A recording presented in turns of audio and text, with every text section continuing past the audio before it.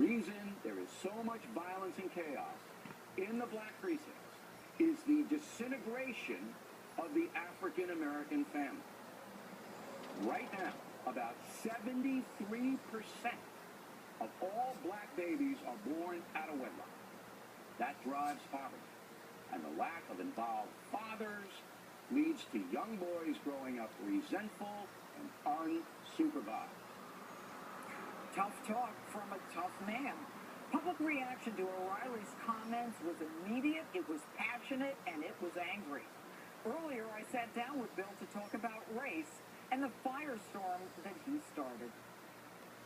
You had quite a week this week. A lot of reaction to your talking points as it relates to the George Zimmerman case and racism in America. Were you surprised by the reaction? No. I mean, whenever you shake up the establishment, and we're going after the civil rights establishment, the grievance industry, you know you're going to get pushback. They're going to attack you personally.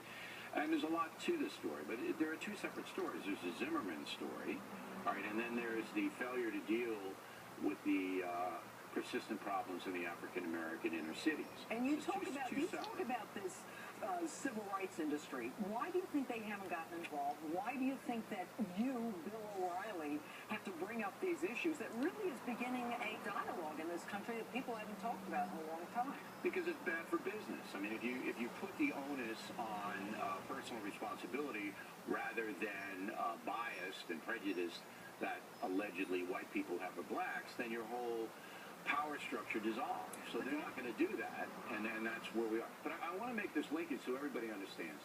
We had a juror come out that said she believes that Zimmerman is guilty of murder, but there wasn't enough proof to convict him. That was the sixth juror, the Hispanic woman. And, you know, I think people should step back on this case and say, look, the law says X, and that's why Zimmerman was acquitted, all right?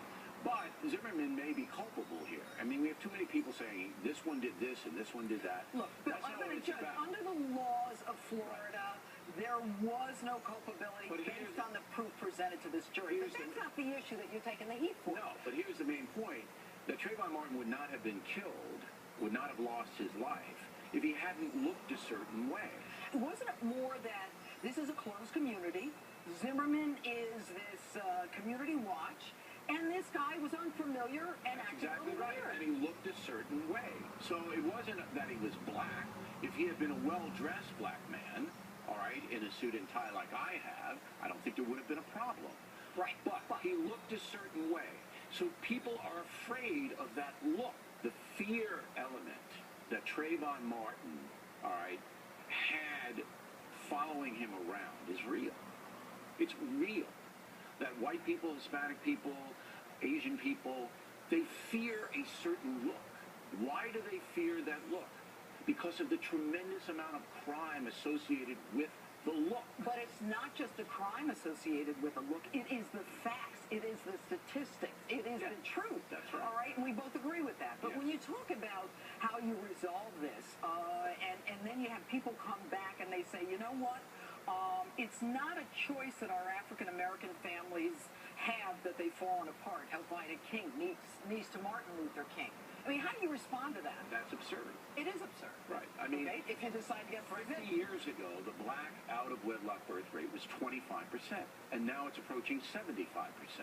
So what was the difference then, back in the 60s, when African-Americans had it worse, far worse than they have it now? All right? So that just doesn't add up. It's a personal decision to have a baby out of wedlock.